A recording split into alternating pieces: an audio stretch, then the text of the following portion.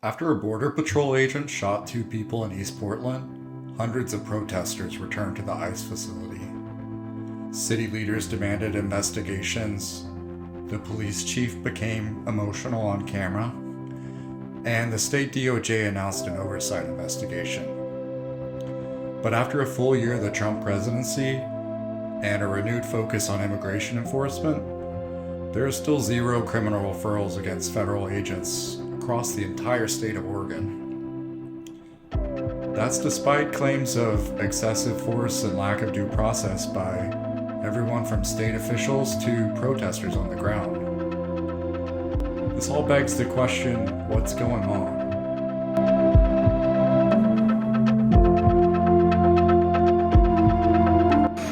We know what the federal government says happened here. There was a time when we could take them at their word. That time is long past.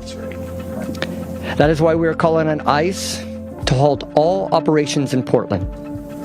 Here's a factual reporting point that most of the public hasn't absorbed yet. Last fall, the Oregon DOJ announced it would investigate whether federal officers acted unlawfully and outside their legal authority. They said they might refer cases to the county district attorneys.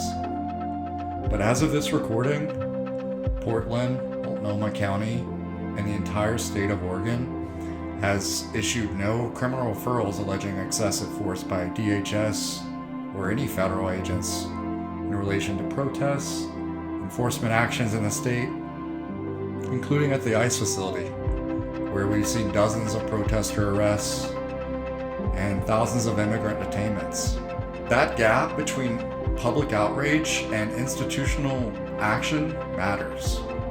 So tonight, I want to start with something basic that we all seem to understand: the sidewalk, public space. In Portland, the sidewalk has become ground zero for our biggest civic conflicts. It's where immigration enforcement is played out. It's where protest movements have started. It's where homelessness meets everyday life. And it's where people with wildly different politics are stuck in the same physical space. And in the past few days, the story of the sidewalk got much sharper. Because when outrage is not processed into law, it doesn't just disappear into thin air. It migrates into the street. The city of Portland has declared itself a sanctuary city, but Portland Immigrant Rights Coalition, or PIRC, tells us that detentions in the area actually rose every month since June when protests began. So it's one thing to witness conflict in public space. It's another thing entirely to see how or whether the local justice systems translate those conflicts into formal accountability. When elected officials and law enforcement repeatedly issue emergency declarations or statements about de-escalation, but no referral pipeline for excessive force against federal officers is initiated, and enforcement increases, it reshapes how people understand who governs that space and how. And right now, that's exactly the dynamic that's playing out in Portland's sidewalks.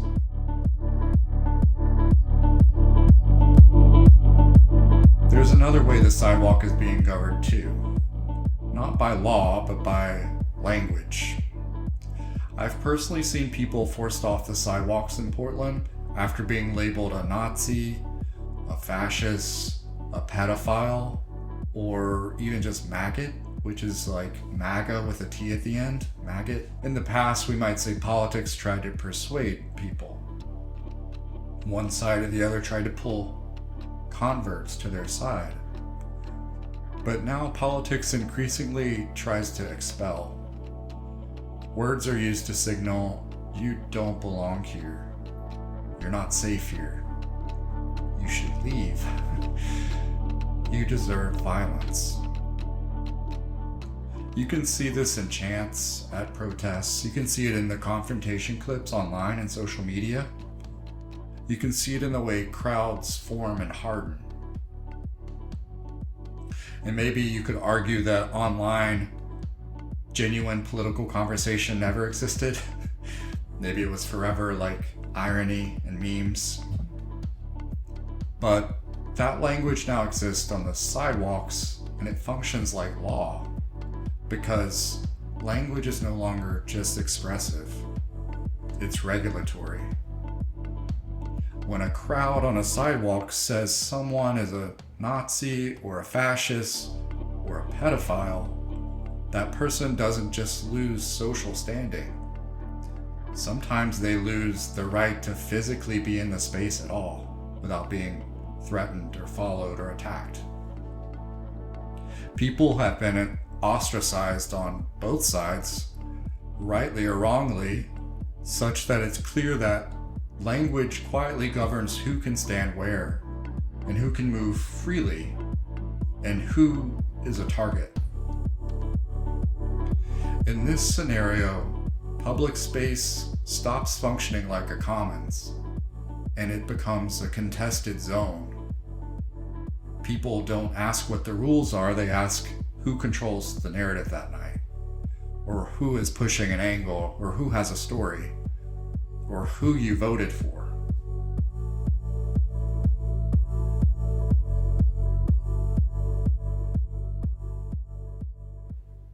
On the roads, activists are increasingly finding themselves in confrontations directly with federal law enforcement as they seek to document their vehicles, their behavior in supposed online databases and social media.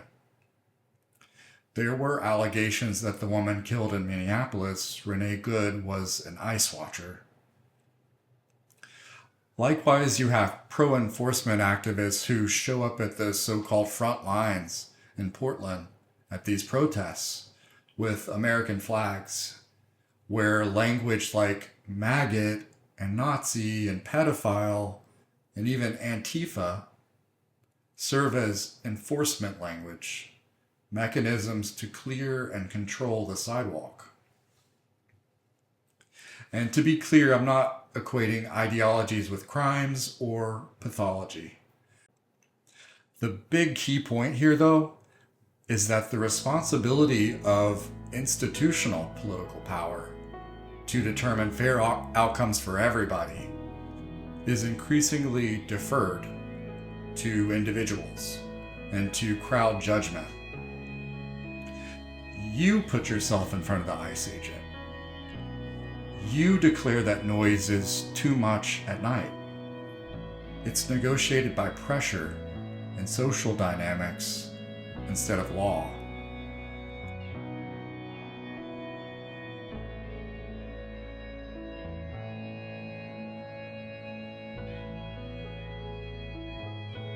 And behind this scenario holds a much darker truth. Once language becomes the gatekeeper, conflict doesn't need permission. It just needs momentum and a spark. The left calls this stochastic terrorism. It's a mouthful. I've heard the right call it pre-violence.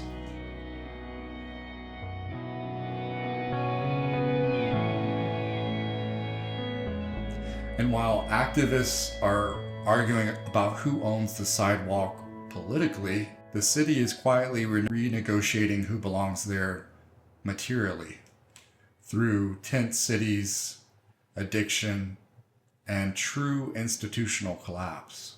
Homelessness has been all but normalized on many American sidewalks for years now, along with the mental illness, drug addiction, withdrawal from social norms that the tents produce throughout the Pacific Northwest.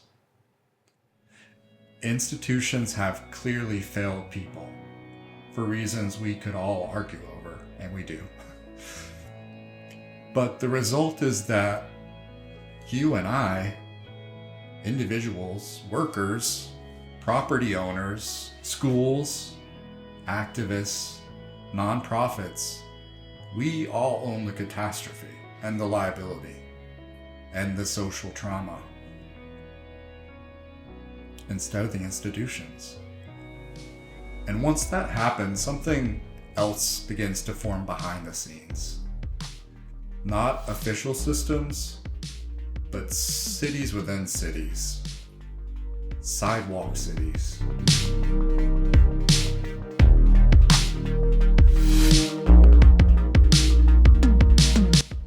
What I want to show you now is that Portland is not unique. The same governing pattern has already played out elsewhere. Across the country, political institutions are increasingly managing civil unrest through official framing and spectacle and narrative control rather than structural enforcement or policy change. And at a basic level, it's recognizable. Statements move much faster than statutes and laws. Press conferences move faster than prosecutions. And people simply forget in the modern age. But here's a good example. In December of 2021, San Francisco Mayor London Breed declared a state of emergency in the Tenderloin. The declaration wasn't about a riot, it was about overdose deaths and street disorder and open-air drug markets. The declaration supposedly gave the city expanded powers to bypass normal procurement and staffing to move quickly. The city framed this as a humanitarian effort, not a law and order operation. The centerpiece of their response was something called the Tenderloin Linkage Center. This opened in early 2022. The city presented it as a bridge back to stability, a place for showers, food, medical care, a place that would connect people to services. It was entirely voluntary. It had no enforcement authority. It didn't change any rules about the public space, zoning, or sidewalk use. This was a narrative reset. It allowed the city to appear responsive while leaving the sidewalk fundamentally unchanged. San Francisco governed that crisis through language, through progress updates. For more than a year, the crisis was processed and managed in public, while the conditions on the public space remained unstable. And then quietly, the linkage center closed. The emergency declaration expired. But if you've been to San Francisco, you know the crisis didn't end. It just got absorbed. Because San Francisco certainly didn't collapse or militarize or swing right. It did something subtler and more revealing about America. It wrapped public space disorder in language and temporary humanitarian infrastructure. In the 2024 point-in-time count in San Francisco, homelessness had risen almost 10% from 2022. Portland now shows the same sort of governing pattern, but a different conflict. We've issued our own emergency declarations against ICE, only for enforcement and political tension to demonstrably rise. So Portland and the Pacific Northwest is not an anomaly here. You can look at this as a continuation on a spectrum. Now, everything we've talked about so far has been about the sidewalk, but I want to step back just a bit further and show you why this pattern is appearing in city after city, year after year, conflict after conflict. Modern power isn't a single actor deciding intentionally to avoid real solutions. That's not what's going on. It's not what I want to suggest. Modern power is a distributed system of agencies and lawyers and HR and unions and courts and your boss and media, through which thousands of small decisions are filtered through liability and cost and oversight. And over time, only reversible, symbolic, low liability, narrative heavy actions reliably survive those filters. So the system quietly evolves towards managing conflict through framing rather than structural change, even though nobody really designed it that way. This model, which I would call Narrative government didn't emerge randomly either. Narrative government was trained into this posture over decades of political trauma, particularly in our courts and the judicial system. You can look back to civil rights era court orders, Vietnam consent decrees, and the explosion of civil rights litigation after the 60s and 70s. Institutions learned that large structural change creates permanent historical liability and permanent legal obligations, and sometimes permanent legitimacy collapse. It trained us into this storytime government, where the safest way to appear responsive while avoiding irreversible commitments is to issue a statement. This is something that we feel intuitively as citizens, but we never quite connect to the chaos on the streets. Because what we're seeing on the sidewalk, from protests to homelessness to immigration to political debate in public spaces, it's not American drift. We're not suddenly in a new era. This is an inherited muscle memory we have grown into. At least that's a theory. But nowadays, something might be changing. Because the sidewalk is no longer just where conflict happens. It's where, as we discussed, governance quietly persists. If governance has moved from law to narrative, the question becomes whether movements can translate their visibility into power. Which is why I want to talk to this episode's guest, Chandler Patey. He's an activist on the ground, and importantly, he still believes change is possible.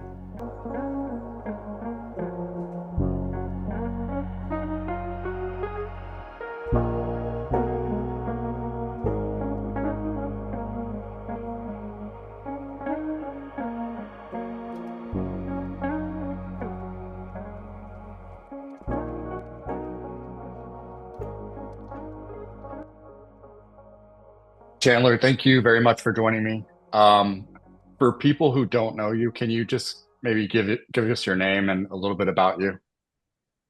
My name is Chandler Patey. I am an active, almost daily protester down in at ICE in Portland, the ICE facility in Portland, and most of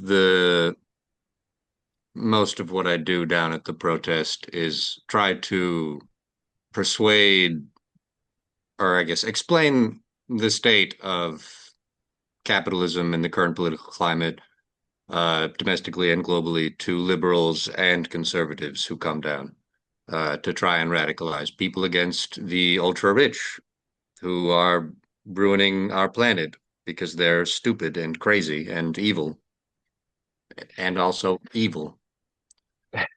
Underlined. You weren't always political, right? Like, briefly, what was your life like before the protests? Prior to the protest, I was kind of just a workaholic. I am a carpenter. I just worked a lot. Yeah, fair. Do you remember the first night you went to ICE?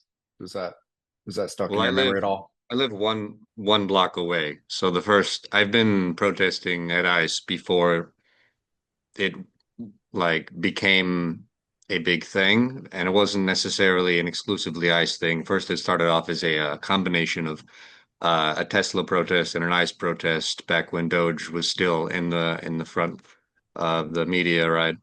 Because the buildings are right next to each other. But then it transitioned once Elon Musk started becoming annoying and hated by everyone. Thank God. It switched to being more ICE focused, and a different crowd of people started coming regularly. What pulled you in? Like, what made you think I should go be present for this? Well, I'm here. That's It was all. your I neighborhood. mean, Well, yeah, I mean, that's not all. First of all, I'm right here, not protesting at ICE would be beyond lazy and hypocritical of me, right? Like I would be completely disloyal to my political views, right? And my morality. Also, I have like the means to help the protest, so it would be stupid not to help. So speaking of that, it's one thing to go to a protest. It's another thing to like feel responsible for it or want to help structurally. Can you tell us about when you first had that idea, like that you felt responsible for the people out there? Well, I don't feel responsible for the people. I feel obligated to help because that is what good people do. They help everyone that they can. And it doesn't cost me anything to let people wash off bear mace or tear gas, like however much in water and electricity, I guess, but like whatever. So, do you want to address the accusations there with people saying that it's like an Antifa safe house? Like, do you want to clarify anything there? Or is that pretty much Yeah, already so clarified? it's pretty, I mean, it's sensationalist to call it an Antifa safe house, but like strictly speaking, it isn't wrong. I mean, like I welcome anyone who protests against ICE, against fascism, to come just like use the basic or like have access to basic human hygiene, right? Or basic hygiene, which is I consider to be a human right. And I've let homeless people use my bathroom as well. And I also have like helped a lot of people who needed help in other ways when they come. So, you and I talked about this a little bit on the ground at the protests with sort of the narrative response to the protests where the city and the county is sort of passing the emergency declarations and stuff, but not really structurally changing enforcement. So I guess this goes to hope a little bit. Like, why do you feel you can still impact those politics? So politics is first and foremost a popularity contest. It always has been, even before republics became prominent, right? The rulers only rule with the consent of the ruled, right? The those in power only have power with the consent of the governed. I don't remember who said that, but it's a quote from something. I'm paraphrasing it. But the fact remains, right? If everyone is sufficiently loud, then any repercussions that the city council is concerned about from the federal government about like having our funding revoked or whatever become secondary because the government is over there and we are right here. Additionally, the city council, so the position of the progressive people on the city council who are voting, who like say they want to revoke the permit, but in reality are not really doing anything to revoke the permit. It is complicated because currently what they've been doing is charging fines to the Department of Homeland Security for violating the terms of use, like the land permit and the rental permit or whatever, for that building. However, DHS hasn't been paying those fines, and there's Hmm, nothing that the city can do to force them to pay. see. In the same way, even if the city revokes the permit, DHS can just say no. Like we are at the point where everyone is beginning to slowly realize that the law is not real. The law was never real, right? If the people with all of the guns, the people with the backing of the federal government, just say no, there is nothing a state can really do to challenge that. There's nothing a city can do to really challenge that, right? So where does this all this frustration and the demands go? We're like hitting a brick wall, is what you're saying. Well, no. The frustration, first of all, no matter what, it is always absolutely necessary to to actively participate in open defiance, right? Because the alternative is for no one to do anything, and that is equivalent to compliance. right? That is the equivalent to saying, oh, well, this is fine. And then people forget about it. And then it just keeps happening, right? But when people keep showing up, people keep protesting, then it shows that we are not okay with this. And there are people doing something, even if it isn't enough. And it does build momentum. Totally fair.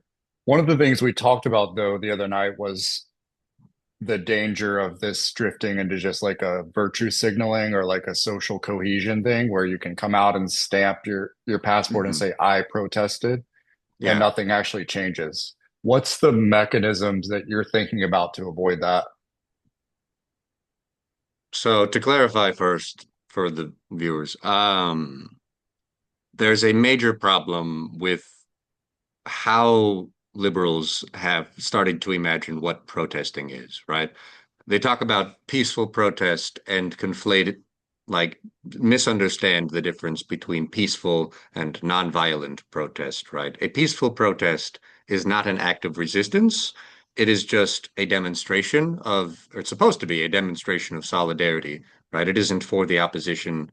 It's for the people that agree with you so that everybody sees the popularity of that, right? But peaceful opposition doesn't really exist because the people with power don't care about that, right? It doesn't matter how many signs you hold, it won't make a difference. But Right. people don't understand that. So when all of these liberals go to the No Kings marches and things, and they are super, they're all jazzed up and motivated because there are so many people, and then they, for some reason, think that it like expected change to happen or something, and then nothing happens and they become demotivated, they become demoralized, they start to give up, right? Because they didn't know what else to do, because they have committed themselves to peaceful protest without knowing any of the effective ways to non-violently show defiance, right? And the ways to non-violently show defiance are not limited to going to a protest and yelling at cops, although it is necessary to do that, right? The most effective ways to use the Black Panthers as one of my favorite examples to resist is the Black Panthers became labeled as a terrorist organization, not because they had guns. It was because they were feeding children extremely well. They were doing an incredibly good job of feeding hungry children for free. And they were also for free giving basic medical care and helping people with addiction, with drug addictions, right? Just for free. And they were teaching these people how to help others. And they were building a community, right? The main way that you help people with drug addictions to stop being addicted to drugs is to give them purpose, to give them a community that can support them, right? It isn't as simple as just getting them off the drug or getting them housed, although those are important. It is having a community that supports them and holds them to that and makes them want to give up on the drug and to have hope for the future, right? And that made them an enemy of the state because they were doing the job of government better than the government could, while Right. also radicalizing people against the government and saying, yeah, the government fucked us over. We need to take our fucking community into our own hands. And that is how you show active nonviolent resistance. That is really interesting. Is that like why we're seeing the soup kitchen and stuff popping up out there? Is that related? Yeah. That is part of it, yeah. That isn't like an organized thing. That's just what humans do. When we want to help and we don't know what to do, we Right. think of ways that we can help. And one of, or some of the most common ways are to provide basic needs to the people that we wish to support. Like there's a very intuitive understanding of these things uh, that all people have. Like, what can I do if I'm not like able to go fight or get not fight, but get beat up by federal agents and then just have to stand there and take it, right? Um, and so people do the things like the soup kitchens or like bring food or the previously we would have like organized donations so that we would like donate directly instead of like through Goodwill or some for-profit organization, right? We would just like give to trusted fucking donation sources, organizations. So A few more questions on the ICE protests. They're turning into not just protests, they're like conflict between different sides at this point, with the right wing showing up.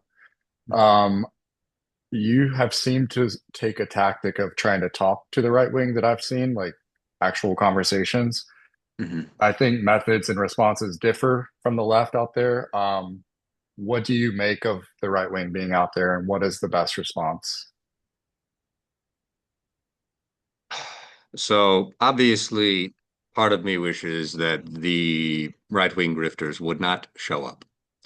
Most of me wishes that, actually. Although I try very hard to be cordial and respectful, I don't like most of them. I really do not like Tommy. I think he is evil. I think he is stupid on purpose. It bothers me. I try very hard to treat him like an adult. He tries very hard to act like a child. But nonetheless, his audience has young people in it. And I need to provide the people in their audiences with just any exposure at all to a reasonable person who like is able to humanize the vague enemy that they just like don't know in real life and only know as the woke left or whatever, right? I need to show them that the things that they are upset about are actually being perpetrated by the people who are paying for right-wing propaganda, right? People who are controlling the algorithms on YouTube and on fucking TikTok and fucking Twitter and Instagram or whatever, right? All of these social media companies owned by rich people are feeding them right-wing propaganda. They're feeding them pro-capitalist propaganda. They are selling the fucking economics bros or the fucking finance bro, I mean, fucking uh, 30-second shorts and all of that shit, right? And it is making those kids that are watching this content more afraid. It is making them suffer more. The things that they are upset about are being perpetrated by the economic elite, and the things that they want, the things that all humans and especially kids need, is community, right? They need solidarity. They need a supportive framework of people who care. They don't it's actually not good to be surrounded by people whose only uniting traits are that they hate the same people, right? Right. So let's dig into that message some, because it is important. So you say that power structures are, it's self-evident that they're depressing the working class, but Mhm. a lot of people don't see it that way or don't communicate it that way. Mhm. Why do you see it that way? How did you arrive at that perspective? It's the basic understanding that there's no point in claiming that the purpose of a system is to do what it constantly fails to do. The purpose of a system is what it does. The reality of this country is that this data is from 2022, but wealth inequality is significantly worse. The cost of living has increased a lot. That 60%, over 60% of the population is living paycheck to paycheck. That means that over 60%, maybe close to 70 by now, of the population are living just a few paychecks away from destitution, right? From being homeless, from being in overwhelming medical debt, or like one accident away from being in overwhelming medical debt, anything like that, right? More and more Americans are going without health insurance now because our broken ass fucking healthcare system, which relied on Medicaid, which is a blank check for the medical industrial complex, right? Uh, Medicaid is being cut. They are damaging, the current administration is damaging all of the public services which have served as indirect corporate subsidies, right? So people are suffering more and more and more. And all the while, no matter who gets elected, whether it's the Democrats or the Republicans, it makes no difference, right? The rich get richer every single time. Because when you have money, you have power. Everyone knows it is the most common sense fucking thing in any society, right? Money is power. There is no meaningful difference between economic power, control over the economy, and political power, control over the government, control over legislation, over the law. Even if you try to regulate rich people, they can just break the law and no one can punish them. Ask any cop. Have they ever gone up to a billionaire's fucking mansion and arrested them for committing a crime? Absolutely the fuck not, right? Absolutely the fuck not. Instead, they're out there punishing poor people for being poor. They punish poor people for stealing. They punish mentally ill people for committing crimes when they are mentally ill. They punish people who have given up on life, who are fucking homeless and addicted to drugs, right? They punish people who needed to resort to crime because they had a fucking criminal record and no one would hire them, right? There are so many things that are stacked against us, forcing us to participate in these oppressive systems, right? Like literally, you have to sell the hours of your life. Like, even if it isn't you, like you could say, oh, you just start your own business, whatever. But the vast majority of the population, in order for our economy to function, needs to sell the hours of their life in order for our economy to function, right? You need to be a wage slave. If you are not willing to be exploited for your labor, then you die. That's slavery. So this is not new. Obviously, we've had this problem throughout humanity, probably.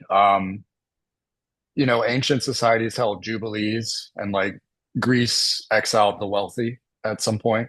Rome tried to redistribute land.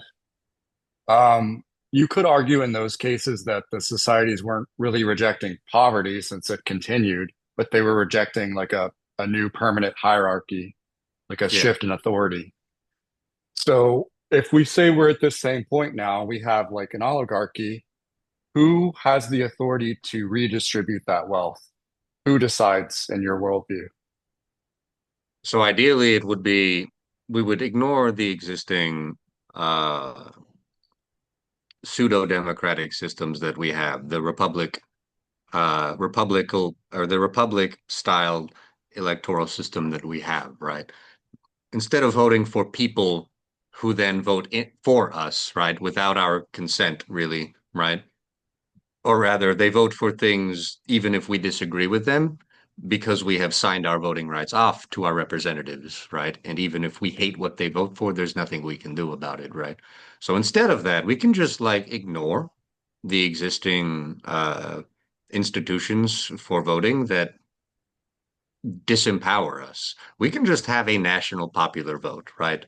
Through popularizing anti-ruling class sentiment, through popularizing the basic understanding that economic power is political power, that so long as wealth is allowed to limitlessly accumulate into the hands of the ultra rich, so long as wealth inequality is allowed to get just infinitely wider and wider, right? So long as it remains possible for private for-profit entities to own our industry, our fucking our essential goods and services that we need to live, right? Our natural resources, uh, fucking our entire goddamn country, right? So long as that remains possible, our country will be owned by the people who own all of those things. And the wealth and power will accumulate. And again, all attempts to regulate that have failed. So all we need to do is popularize this basic knowledge and then have a national direct democratic vote. People just vote. Do you want a wealth cap ratio? Do you want the decommodification of essential goods and services? Do you want to be able to live your life and work at your job without having all of the fucking wealth that you create, all of the wealth of our society, stolen by a handful of evil psychopaths who just sit on the top and fucking cackle, who rape children and fucking laugh when they kill them because they got pregnant, when they fucking sit there and they write these legislation or they write this fucking corporate policy that kills people because it was profitable, right? We just need to say no. And if they refuse after a national popular vote has very clearly demonstrated that we are not okay with this anymore, well, that makes them criminals. And fuck what the government says. They are in power if we agree, and if we don't agree, they are not in power. And if they want to fight about it, well, the majority of the population is going to win, right? So that vision, just to bring it back down to ice, uh, like the girl who was shot in Minneapolis, she was an ice watcher. She had the The personal life, what are you talking about? Renee Um, Good. Renee She was Good? allegedly an ice watcher. No, I thought that at first too, but it turns out that she was actually extremely like uninvolved in politics. She wasn't an ice watcher. She didn't do any protesting stuff. Like she was a generic liberal who did not participate in politics. She was Fair. just some lady. Let's retract that assertion then. But just to say this, she was there putting herself in front of the immigration agents and then in a way disrupting it. And on the right, According, I mean, her wife was apparently more involved, but it seemed like in the well, anyways, go ahead. Sorry. no, no, you're fine. My core point here is that liability for standing up to these structures, if you're a leftist or you're a white right winger, it's personal. We're deferring to people to come out and do this. And if I'm hearing you right, and based on prior conversations with you, that's intentional. Like we want, it sounds like the system wants to defer any action to to ground level. Do you follow me? I'm not sure I do. No. So what I'm suggesting here is that we have political structures and institutions that exist to supposedly arbitrate political conflict and come to Yeah. some fair outcome. That's Mhm. not happening for immigration or for wealth inequality that you're saying. Right. Therefore, it comes down to people on the ground to engineer new systems that rise from the Oh, ground up to challenge those institutions' inability to act. yes. So, Yeah. what I'm saying is that it sounds like you're saying the system hopes for that and it counts on that that the most powerless in the society are the ones that are required to stand up to these actions, these political conflicts. Well, the power structures that we currently have uh like do a lot to discourage uh ground up organization in any capacity, right? Anything that would be even remotely anti-state, like anti-government or anti ruling class, right? Right, Including corporations as part of the government. Oh, wait, do you mean the system that I'm proposing? right. Oh, sorry, I misunderstood. I thought you were trying to imply that the current system, the current power structures in place were trying to encourage ground like grassroots organizing, and I was really confused. Oh, no, no, Um, yeah, no. It's more like it defers it to that because they don't want to take an action, is what I'm hearing you say. oh no, the power structures actively do take action against us, right? Like they do not want us to organize. For example, the war on drugs, right? Uh, in like one of the head policymaker, I think, for the Nixon administration, just straight up said, just like out in the open, quiet part out loud, that the reason that they started the war on drugs was because they wanted to crack down on the communities that smoked weed and did heroin, and they introduced heroin and weed into the subcultures of protesters and hippies, right? Anti-war protesters, and they introduced and heroin into into weed and heroin into both of these communities, into black communities, because they wanted to prevent them from organizing.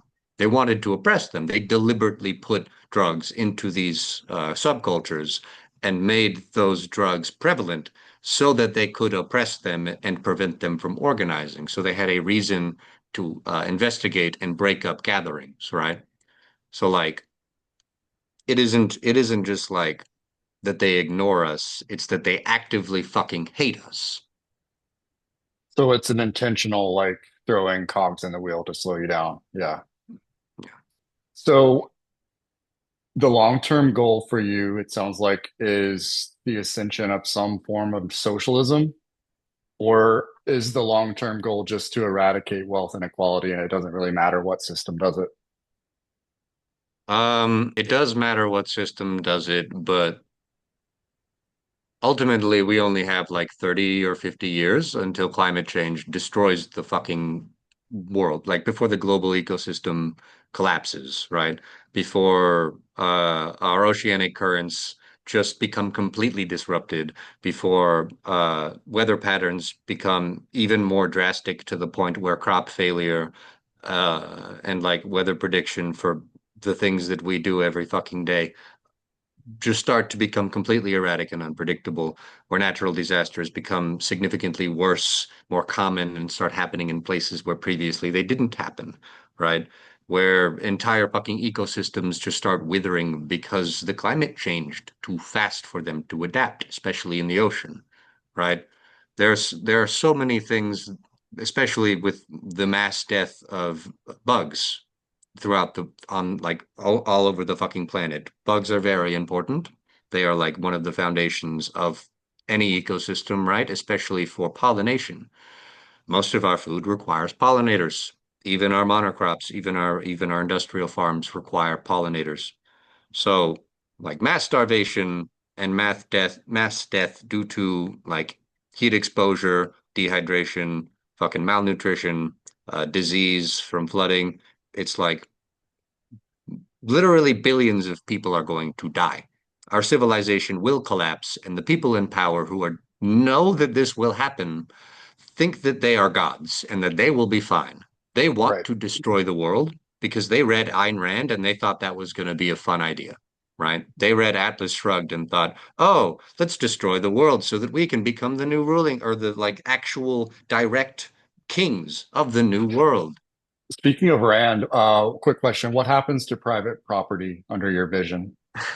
So, private property isn't like inherently the problem. The problem is the accumulation of private property, right? Hmm. Owning your own house doesn't matter. That's not like that is systemically irrelevant, right? Owning the place that you live is obvious, right? That's where you live. That's yours. You can do whatever you want with the place you live as long as it isn't like harmful or like, you know, problematic in some other social way that everyone would agree on, except for the person who just probably needs mental health help. But anyway, the problem is the accumulation of land, and Super. especially, yeah, by like real estate investment companies or private equity or whatever, or by Fair. factories or by McDonald's or whatever, right? It's these mega corporations that have long since realized that owning land means literally and physically owning the country, right? Right. If one person owns like 10% of the land, or one corporation, whatever, owns like 10% of the land in the country, they own 10% of the country, right? That is literally just working, that makes feudalism inevitable. And even Adam Smith knew that, right? He knew that that allowing for the limitless buying and selling and accumulation of land, allowing for rent-seeking behavior, right? Allowing people to own land and then extract rent from people to live on that land. He knew that that would destroy the market, right? That would cause markets to become unbalanced and result in the collapse of markets into becoming just like one-sided monopolistic things, right? So even capitalists shouldn't like this. And this also brings us to the important point of like, as a result of the limitless accumulation of capital, it ends up being that the people who hate capitalism the most are the ultra rich, right? Because they don't want competition, right? They will implement legislation through the government they control Right. in order to prevent small businesses from climbing up. They will invest heavily into small businesses so that they can put their fucking their ops onto the goddamn board of trustees and start making stupid decisions to collapse the companies that competed with them. They will buy out small companies, right? They will do everything that they can to crush all competition and consolidate every market to monopolize, right? And that's not capitalism. That is fascism. That is corporatism. It is when corporations own entire markets to themselves, right? That is what that like Oligarchy. that is the economic yeah, that is the economic policy of fascism, right? So to turn this back a little personal for you, speaking of like private property and your apartment, we saw people go to your apartment multiple times on the right and like film sort of confrontations with you, I guess you would say. Mhm. And your your partner was in a fight with the right wing. You were sort of misrepresented in some national media. What has this cost you personally to be present like this? I did lose my job. Unofficially, they I just like wasn't so I worked for a temp agency. Technically, I still work for that temp agency, but I work like I got a job through a friend, so now I just like work at that place and I'm basically like temp to hire. But um yeah, so it cost me my job and it was very difficult for me to find new work for a while because the people at the temp agency deliberately withheld job offers from me because they are, I work in construction. Everyone is a conservative. Well, not every, but you know what I mean. Uh, fucking. Additionally, I get a lot of death threats, like mostly on Facebook messages, which is like really funny because every time I get a death threat, I just like copy it. I just like I have a screenshot of like me Googling, is it illegal to send death threats over the internet? And then it just shows the law that says it's illegal. So I just like I have that screenshot and I send it to them. And then I just like block them because like it's like, yeah, guys, you can't, that's illegal. Man, But I'm also the law sorry would you're never dealing with touch. that. Oh, it Yeah, doesn't really bother me. I'm not too invested in my own life. Uh, Other than but that, it's just like harassment here on the ground. The cops like to fucking jeer at me and say, "Oh, Chandler, gonna come poop at your place," and Tommy and stuff does it too, mm. right? So maybe last question. It has cost you personally. So when you look back, maybe 10 years from now, what will you think about this time? I will probably think that I wasn't doing enough, and like knowing more in the future if I'm still alive. I will look back and see all of the things that I could have been doing more effectively to spread change faster and uh, radicalize more people against the ruling class, or like bridge the manufactured divide between conservatives and fucking progressives, right? So like, yeah, that's probably it. Thank you very much for talking, man. Really appreciate it. No problem. See you later.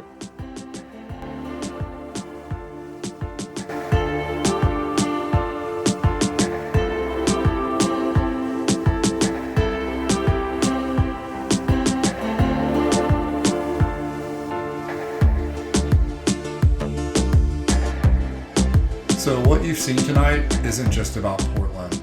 It's about what happens when conflict isn't resolved through law, but managed through language and delay. When investigations stall or never happen, outrage doesn't fade. It moves into the street and it becomes visible. The sidewalk becomes the place where power gets negotiated informally through pressure rather than institutional process. And some people would argue that's not a stable way to govern public space. But it does raise an important question that institutions can't avoid much longer, which is, who actually has authority here?